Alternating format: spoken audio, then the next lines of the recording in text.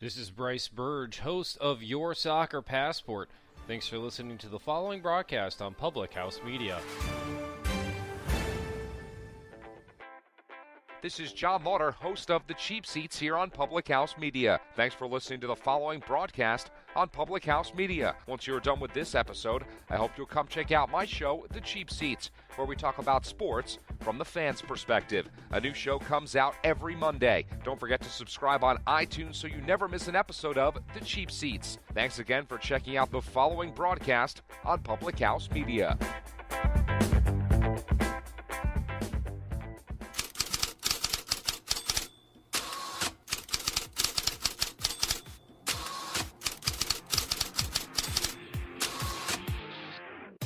The latest headlines. The Houston Astros, the defending World Series champions, got better adding Garrett Cole. The insightful interviews. Rick Saratella, NFL Draft Bible. With how much emphasis is put on the position, yet how many over the last couple of years we've had questions. Why do we put such an emphasis on drafting a quarterback number one overall? The bottom line is there's not enough good quarterbacks to go around. And I think with the new CBA, it's really a low-risk gamble now. If you look at the playoff teams, the common denominator, good quarterback play. The hottest takes. I think the guy to blame is the one guy who hasn't left yet. I think Russell Westbrook is one of the bigger problems in Oklahoma City. Can all be found on Press Row.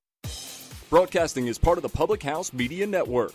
Here's your host, It doesn't matter what your name is. Christian Heimel. What's up, everybody? Welcome on Press Row here, January 10th, 2019. Christian Heimel here with you. So happy to have you with us as we do each and every single week. We broadcast as part of the Public House Media Network. You can find us wherever you get your podcasts, Spreaker, Spotify, Google, Apple Podcasts, and of course, the publichousemedia.org. You can find us on social media as well. Just search Press Row by Public House Media. Great show for you today. Scoop B, Brandon Robinson's going to join us on the program to talk NBA. We're at the midway point here. Get his take on some fun stuff here. His midseason awards, how he grades the Lakers season so far, and then, you know, there's been an interesting thing here with the Kevin Durant potentially leaving, Kawhi Leonard and his success in Toronto. There have been rumors about a marriage of those two, but where that's going to take place, who knows? I've got an idea that I want to throw out at Brandon. I hope you stick around to hear that in a little bit. Plus, we'll get to your listener questions as we do every single week. But I want to start off, recapping the weekend in the NFL. Listen, do not be surprised at all with these teams. Who wins? Dallas, Philadelphia. This weekend you've got Los Angeles, you've got the Patriots, you've got the Chiefs. Do not be surprised to see the teams that have quality defense and a strong run game win. Because no matter what, no matter how much we love the high scoring, the flashy offenses, up-tempo, there is one thing that is proven, time-tested, tried and true throughout the history of sports, across sports, and that is that defense wins championships. Controlling the tempo. If you're able to have a strong defense and hold on to the ball like the Dallas Cowboys did, you're going to win. If you're able to dominate up front like the Indianapolis Colts did, you're going to win. If you're able to have a strong defense, especially a strong front seven, you are going to win like the Philadelphia Eagles did, like the Dallas Cowboys did. This weekend, you've got the New Orleans Saints, a tremendously talented running team with a better defense than Philadelphia. Don't be surprised when New Orleans wins. You shouldn't be, because it wouldn't be an upset. But at the same time, don't be surprised if Dallas beats LA. They're a great up-tempo team with a high-powered offense. They've got a very good defense too. But that Dallas secondary is so talented. Ezekiel Elliott running the football is such a powerhouse move for this Cowboys team. Go back even further and look at what, go over to the AFC and look at what you have with the Kansas City Chiefs.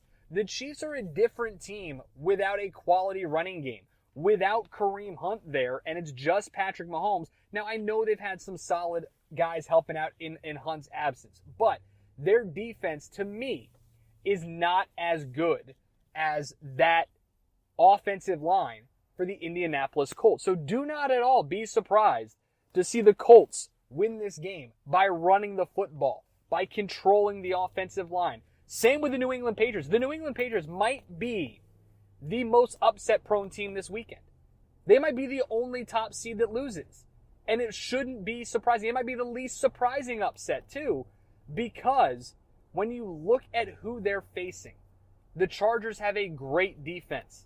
The Chargers have Melvin Gordon running the football. The Patriots don't have that. They don't have that stout defense this year. They don't have a great running game. They've never really had a great running game outside of Corey Dillon a couple of years ago. It's been running back by committee in New England. So don't be surprised at all if this Patriots team loses this weekend because they don't have the same defense that Los Angeles does. They don't have the same running game. Don't be surprised if the Rams don't win this weekend because the Cowboys' defense is able to shut down that high-powered offense. When it comes time to this point in the season, every sport, it's defense.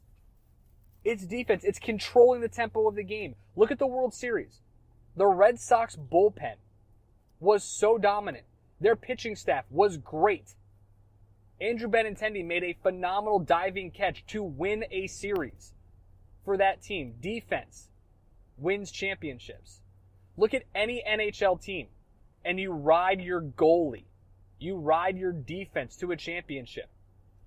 NBA might be the only one where it's different.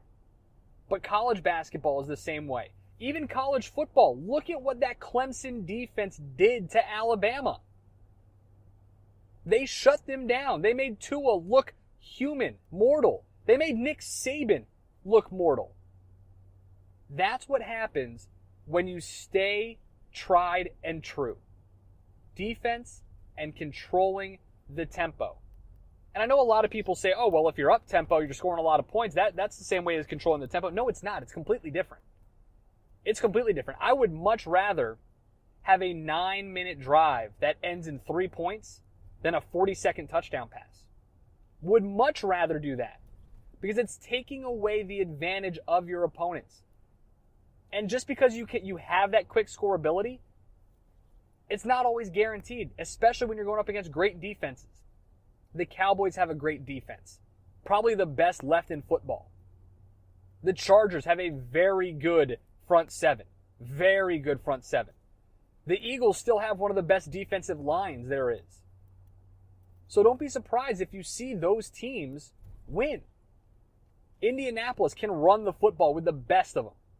The Dallas Cowboys can run the football with the best teams in the country. Don't be surprised when they win this weekend. It shouldn't come as a shocker. Because, again, it's tried and true. It's time tested. It's what has always been a part. There's a reason why we say it every year. Defense wins championships. Because it does. It wins championships. And that's why you cannot be surprised and you cannot be mad if the New England Patriots, the Los Angeles Rams, the New Orleans Saints, and the Kansas City Chiefs, you can't be mad if they lose this weekend. Because each one is going up against a team that can either run the football very well or they are dominant on defense. You cannot be surprised when it happens. When we come back, Brandon Robinson, Scoop B Radio, is going to join us. We're going to talk on the NBA. We'll get to your listener questions as well. Don't forget, you can find us on social media. Just search for Press Row Podcast by Public House Media on Twitter, Instagram, and on Facebook. You're on Press Row, broadcasting as part of the Public House Media Network. Listen to every episode and get the latest shows sent right to you. Subscribe to Press Row on iTunes, Google Play, iHeartRadio, Spreaker.com, and Stitcher.com. Or visit us online at www.thephmedia.com.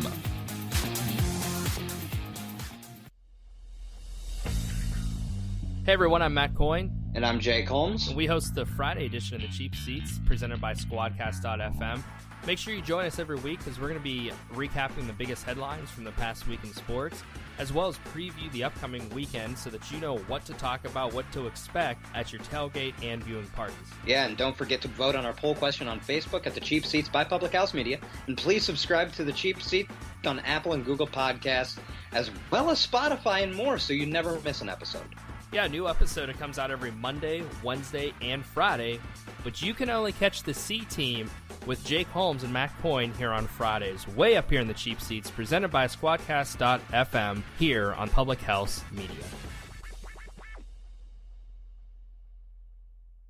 This is Press Row with Christian Heimel, a Public House Media podcast.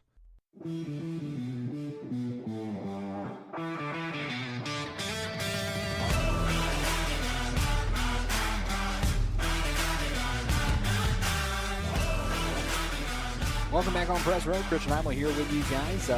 NBA season just about halfway through, and it's been an interesting year over the first few months. And to help us talk about it all, good friend of the show, Brandon Robinson, Scoop B Radio. Brandon, it's always good to talk to you, brother, man. And it's always an honor when you grace me with your presence. Thank you for having us. Let's dive right into it here. This is just me speaking as a basketball fan. I don't take a lot of stock in the first half of the NBA season, but one of the big storylines heading into the year, of course, were going to be the Lakers and where they were at the midway point of the season.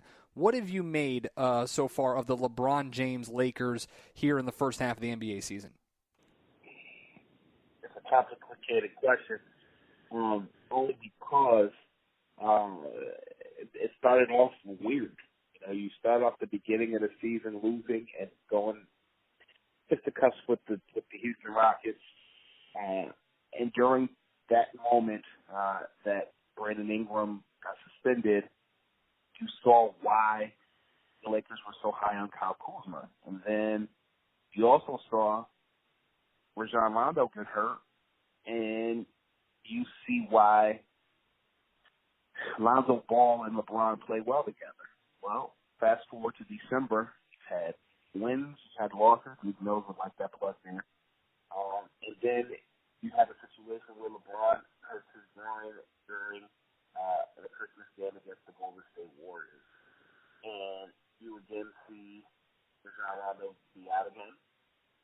Lonzo Ball kind of find his niche without LeBron from some of the years. But you're seeing them kind of succumb to just repeat mistakes or young mistakes and see how much this Lakers team really needs him. LeBron back. And that they're missing a key ingredient. I don't know if you're trying to parties, but Halloween time, you're hearing something from Lil me about Anthony Davis. Those talks are growing more and more by the day. So then it asks the question, do you give up the farm? Do you give up the farm to get the star? So that's what we're doing right now. And I think that once Anthony Davis comes to the Lakers, as many believe it's going to happen, you'll start to see something different. I had the Lakers pegged as a top 16, the current 8th seed. And, it's just an interesting time right now for the Los Angeles Lakers, but it's only half the season. You brought up Anthony Davis, obviously an incredibly talented player, but realistically, what would the Lakers have to give up in order to acquire Anthony Davis? Any combination. Well, first of all, you'd have to give Davis Caldwell Pope in that expiring contract. Is attractive. In addition to that, you have to give up Ingram, and you potentially have to give up either Kyle Kuzma or Lonzo Ball in order to make that happen. Back in December, I reported a potential 3-team trade, which would include the Orlando Magic, the Pelicans, and the Lakers. That would call Vucevic, who is in the last year of his contract with the Orlando Magic, to the Pelicans. I've heard variations of that scenario, including the Magic, the Pelicans, and the Lakers, but really and truly, Kuzma or Ball may have to go along with Ingram to make that reality happen for Anthony. Speaking with Brandon Robinson, Scoop B Radio here on Press Row. What's been more surprising to you over the first 40-plus games of the season, the struggles of the Boston Celtics or the success of the Denver Nuggets? What's more surprising to me? Yeah. Neither. Really? Yeah. Well, then I guess that kind of begs the question, then, what has it been? Why are you not surprised, then, to see the Boston Celtics as a middle-of-the-road Eastern Conference team right now? Because the Celtics are still trying to find their identity. I'm going to use this analogy. Jason Tatum is the epitome of a young lady who was once a big girl who lost a ton of weight and is now trying to figure out where they fit in that puzzle in the dating sphere. In this aspect, it's of Jason Tatum fitting in to a situation with the Celtics where he's the star. When they brought Jason Tatum in, it was a situation as a rookie where Gordon Hayward and Kyrie Irving were those guys that were supposed to lead the team along with Al Horford. But then, Kyrie Irving got hurt during the course of the season. Hayward obviously got hurt in the first game of the season against the then Eastern Conference champions Cleveland Cavaliers. And then, they were playing with a sense of scrappiness. I feel like the Celtics are not playing with a sense of urgency because they're comfortable and they have a bunch of guys that are names, that are interchangeable, that can do many different things. And I think it starts with finding an identity, and you're still dealing with hurt issues. Kyrie Irving didn't play Friday night against the Mavericks, I know. Hayward, I feel like, knows that it's Jason Tatum is high up on the pecking order, but it's like bringing it all together and guys still filling each other out, and they will. And I think the other thing in the Eastern Conference is the Toronto Raptors. It's something about LeBron James leaving that gives the other teams the notion that they can just go out and be the man. And I feel like, when you look at Kawhi Leonard and Danny Green coming into Toronto, they became a better team with those guys on that squad. And I feel like when you look at Philadelphia, they're the team that is more disappointing because they were so successful out of nowhere to many people last year. You expected Boston to do well, but I think some of the other teams that are more surprising when you asked about the Celtics, when you asked about the Nuggets, to be honest with you, is how well the Indiana Pacers are playing. If I'm not mistaken, they're a 4-seed team, top 4. And I feel like, even for the beginning of the season, before the Orlando Magic start out at least a top 8, to me, that was surprising. They're now, I think, in 12th place. And another team that's a little bit surprising is the Brooklyn Nets. I knew they were the best team in New York City, but after Terrence DeBrook got hurt, that rhyme, by the way, I didn't think that they would have been continuing to do well, or at least, compete in the top 8 in their conference. But they're doing well behind the play at the end of the Russell. So Boston doesn't really surprise me. And the reason why different doesn't surprise me is because they are who they were supposed to be last year. They're a year late. And they're doing it they've done it throughout the season without 2 other major stars on their team. So I'm impressed with Denver, but I'm not surprised by their success. Brendan Malone is a great coach. You're on Press Row. We're talking with Brandon Robinson, Scooby Radio here about the NBA. Brandon, I texted you about this a couple weeks ago because I was having some conversations with some people, but I wanted to get your thoughts on it. I have no basis for this whatsoever. Obviously, over the summer, you stirred things up with the Kevin Durant to Los Angeles tweets. With the rumors of Kawhi Leonard wanting to go play in L.A. as well, would it just be simpler? Is it realistic at all to see Kevin Durant to Toronto, or am I just kind of being crazy here and stirring the pot? Kevin Durant is approaching LeBron James status in the sense of any team he goes to, he'll make them better. If you look at Kevin Durant and where he is in Golden State, Kevin Durant is in a situation in Golden State towards the end of his contract where LeBron was leaving Miami.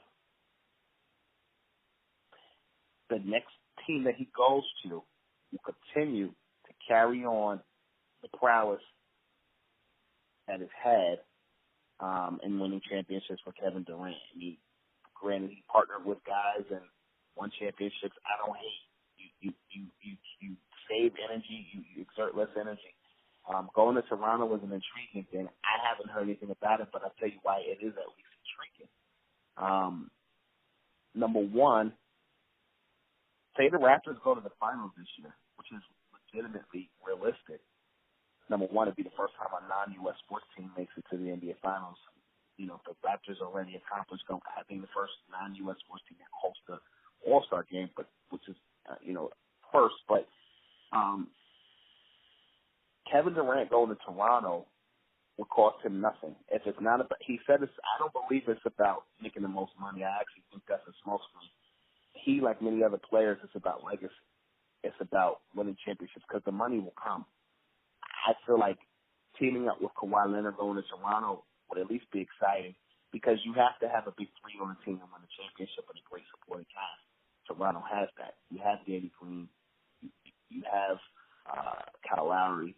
You have Serge Ibaka, somebody that KD is accustomed to playing with during his time with the OKC Thunder. Again, I have to say this because people will take what I say and run with it. I have no basis for your question. However, it is at least intriguing to think about. As far as Kawhi Leonard is concerned, where he goes, I think depends on how he finishes this season. I think he's the first domino that will affect where everybody else is going. And I have on record, the top three options for Kawhi Leonard would be staying in Toronto, going to Brooklyn, or going to the Los Angeles Clippers. Yeah, I have no basis for it either. I mean, just considering how well Kevin Durant did in a smaller media market like Oklahoma City, how well Kawhi's doing there already, maybe it could happen. I don't know. We're speaking with Brandon Robinson here on Press Row. And, Scoop, want to get your midseason awards for Rookie of the Year, MVP, and Coach of the Year in the NBA. Who's really impressed you most over the first half of the season? Rookie of the Year would be the Dallas Mavericks, Luka Doncic. Guys that came into a system and many doubted him. Jason Terry didn't think that Luka was going to be the guy that he was going to be. I think I was on Twitter a couple weeks ago, tweet back and forth with the rapper Uncle Luke, legendary rapper. And I asked him if Luka Doncic could borrow his nickname. He said, this guy's got some swag. But I think bigger than that, he's the replacement that Dallas is going to need, for, I guess, a long, big guy that can shoot, get to the basket, and enjoy the double team. And he's got the stamp of approval from LeBron James. MVP, I think it's a toss-up between the Milwaukee Bucks' Giannis Antetokounmpo and the Houston Rockets' James Harden.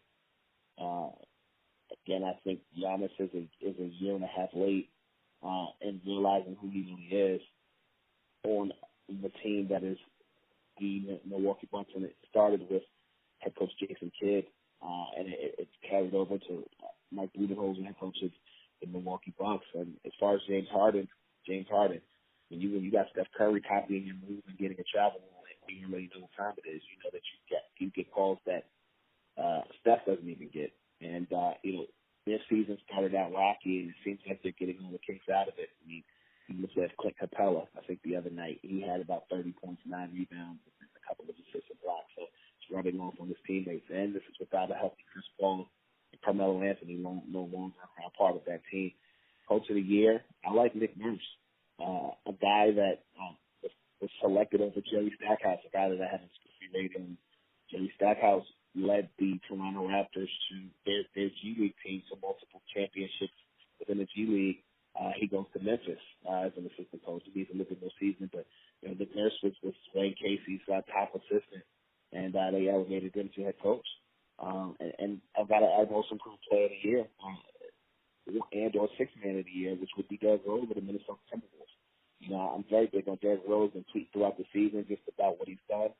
I myself tore my ACL some years ago, so I know it's like to recover and just being able to walk again and just make things happen that you do on a day-to-day basis. And as the rapper Gang would say, "Haters I love it, the underdogs on top." He epitomizes that from A to Z. And hopefully, with their head coach Tom Thibodeau no longer head coach of that team, he'll continue to flourish within that Minnesota Timberwolves system, make it to the All-Star game, and live a healthy and successful life.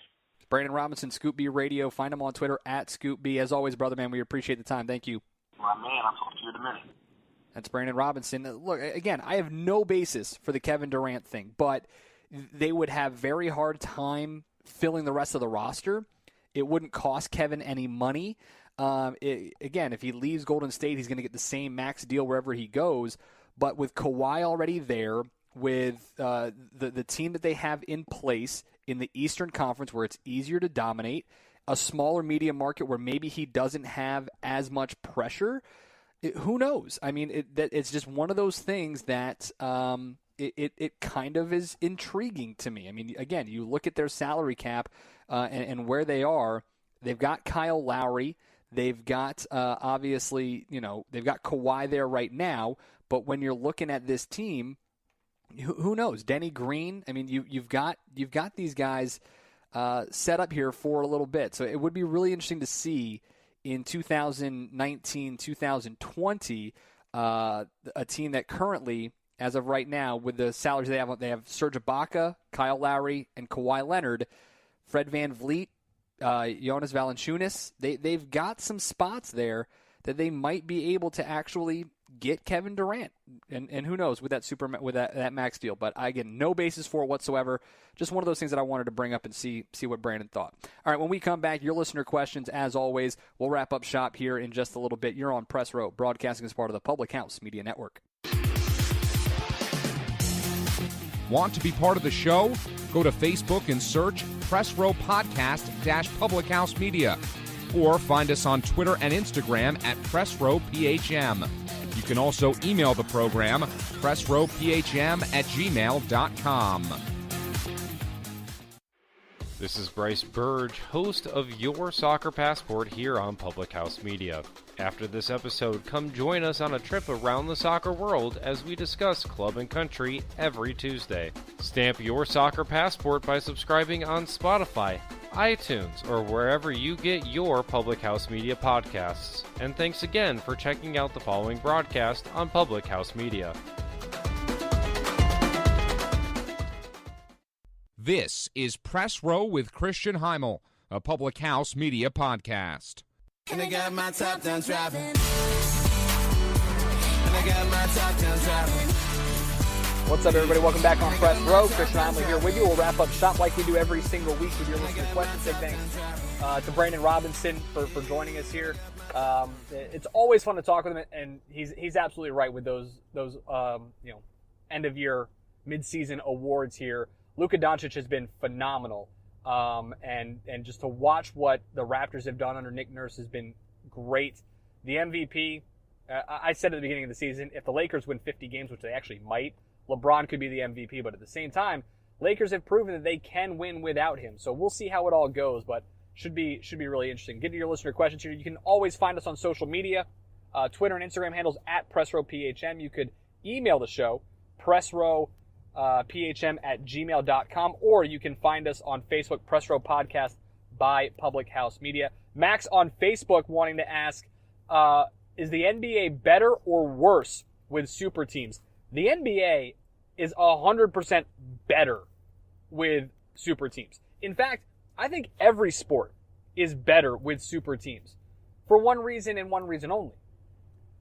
They give you someone to hate, someone to root against. We all say this. We all say that we hate dynasties. We hate seeing the same. Oh, it's predictable. But you know what? We love them. We love dynasties. Look at the reverence that we look at with the Lakers, the Showtime Lakers, or the Bulls of the 90s, or the Celtics in the 70s and the 80s. Look at the Patriots here, this dynasty that they have. You love to root against them. You wouldn't have that if there were no super teams. And so in the NBA, I think it makes it even better because this was the whole reason we put the Dream Team together in 92. What's it like when the best players all come together and play on the same team? And you're seeing that in the NBA. Does it make it a little less fun for other teams? Yeah, but you know what? That's because you're not rooting for that team. Everybody, there isn't a fan in the world that wouldn't opt in to have a super team that they root for. There's no, if you could trade, if the New York Knicks could say that they're going to have Kevin Durant, Steph Curry, Klay Thompson, Draymond Green, or Kristaps Porzingis and Frank Ntilikina, you know who they're going to choose. Everybody would choose that lineup in Golden State. There's a reason why Celtics fans were so ecstatic when they got Kyrie Irving to pair with Gordon Hayward and then drafted Jason Tatum. That's their super team.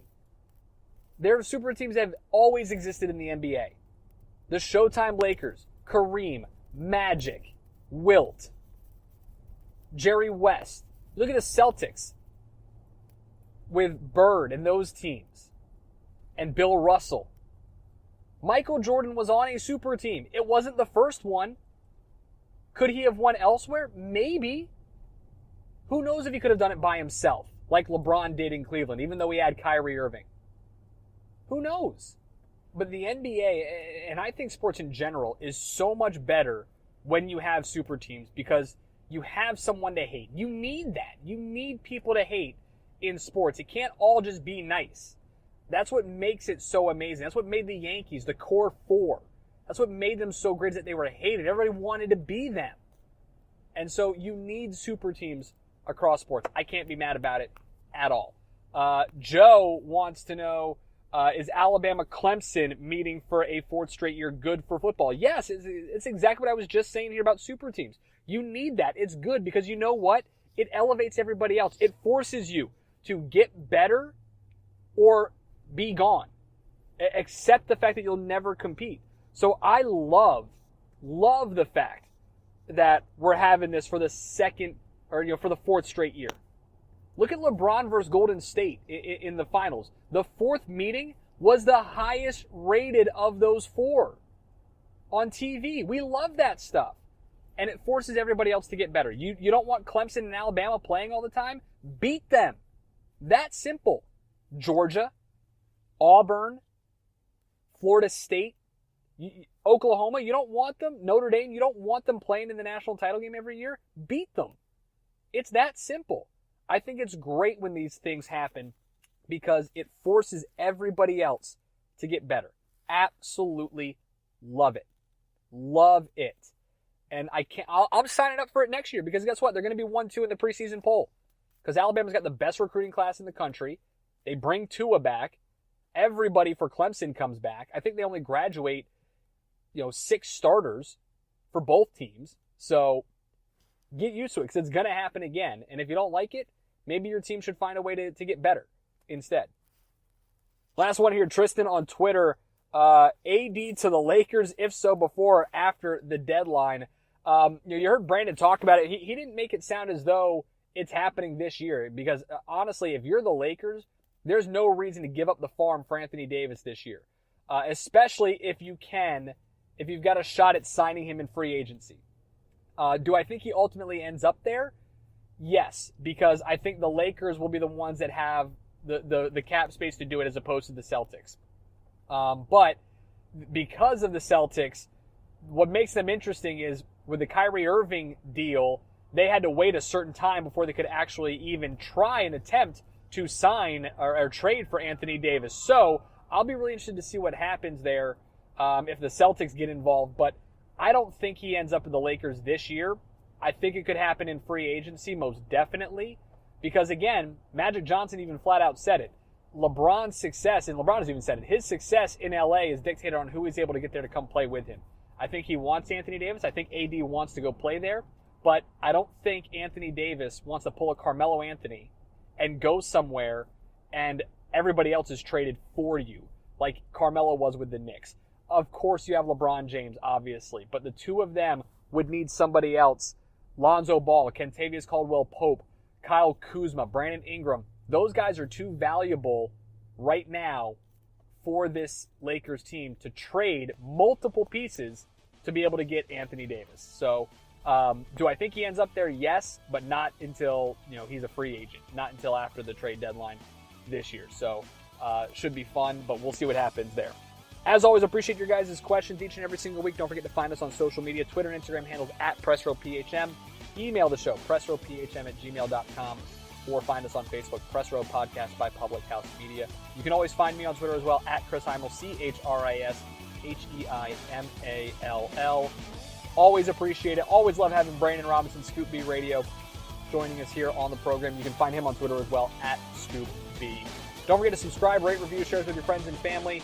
Spotify, Apple and Google Podcasts, Spreaker.com, or of course, publichousemedia.org. Love you guys joining us every single week here on Thursdays as part of the Public House Media, and I can't wait to see you next week on Press Row.